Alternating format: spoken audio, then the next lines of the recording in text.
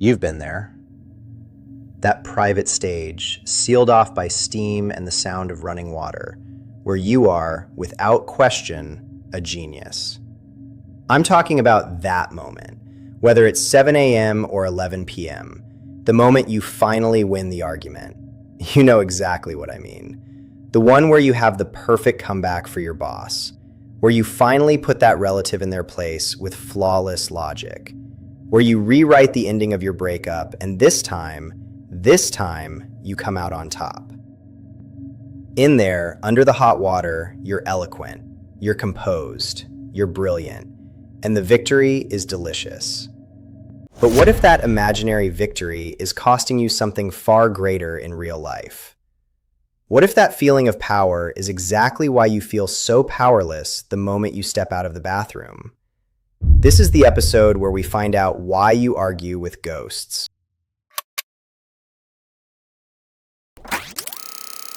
We're dissecting one of the most universal and least discussed behaviors in modern human experience: the ghost argument, the infamous shower rehearsal.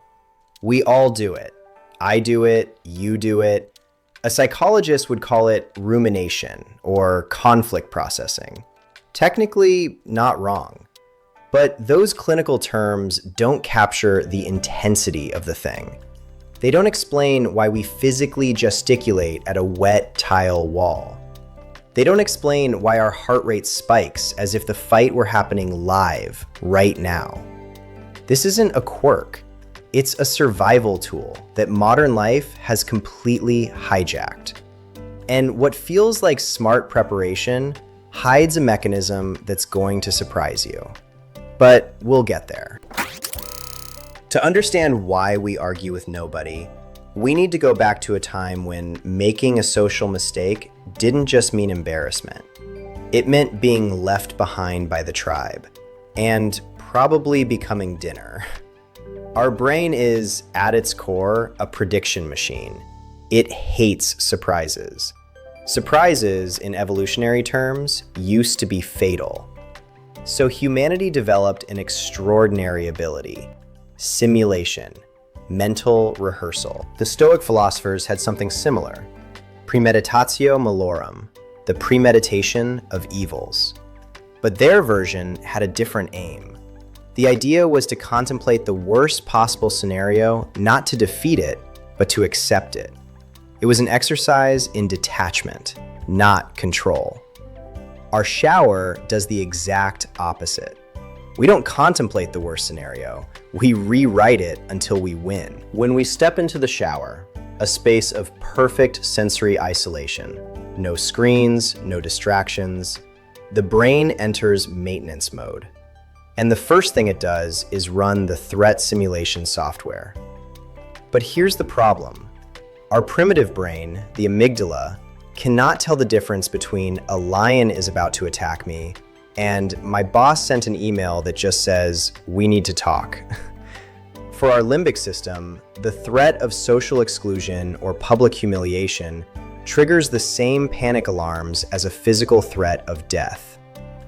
So what we're doing in the shower is a forensic rehearsal, dissecting the conversation before it happens, mapping every possible response, every detour, every counterattack. We simulate: if he says A, I say B. If he escalates to C, I drop the D bomb and win the game. We're trying to map the territory of the future to make sure there are no monsters hiding in it. Sounds smart, right? Sounds productive. Sounds like we're protecting ourselves. But there's a crucial difference between preparing for a disaster and being consumed by it. And that's exactly where we cross the line from useful biology into modern neurosis. In nature, threats were binary, clear. The lion was there or it wasn't. Today, threats are ambiguous and constant.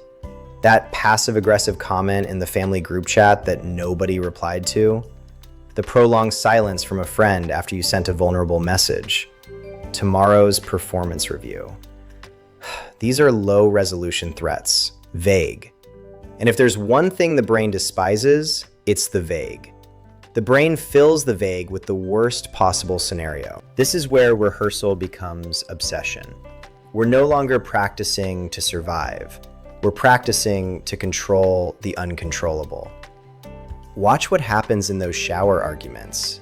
Have you noticed you never stutter? Have you noticed your imaginary opponent always follows the exact script that lets you deliver the perfect response? You land the perfect line. They're speechless. They admit they were wrong and apologize in tears. You walk away triumphant. This isn't preparation. This is a dopamine addiction. We're using imagination to manufacture an artificial sense of competence. We're solving the anxiety of feeling small in real life by building a theater where we're the writer, the director, and the lead actor. We're hooked on the feeling of control. And here's the serious problem. The anxiety we feel, that tightness in the chest about the difficult conversation, is a biological signal to act. It's supposed to push us toward resolving the problem. But when we have the argument in the shower and win, the brain registers the action as taken. The tension drops momentarily because we handled it. Except nothing changed in the real world. The email is still there. The difficult conversation still hasn't happened. We spent all our emotional ammunition on a war that doesn't exist. And this brings us back to what's really happening here. The mechanism behind the mechanism. We tell ourselves, I need to think about what I'm going to say. I need to be sure. I need clarity. But the clarity we find in the shower is a mirror clarity. It's an illusion. In a real interaction, there's a chaotic variable you can never control: the other person. The other is unpredictable. The other has their own logic, their own wounds, their own script, and it doesn't match yours. In the shower, the other person is just a projection of your mind. When we argue with our partner in the bathroom, we're not arguing with them. We're arguing with our version of them. A version custom built to lose the fight. This creates a dangerous fragility.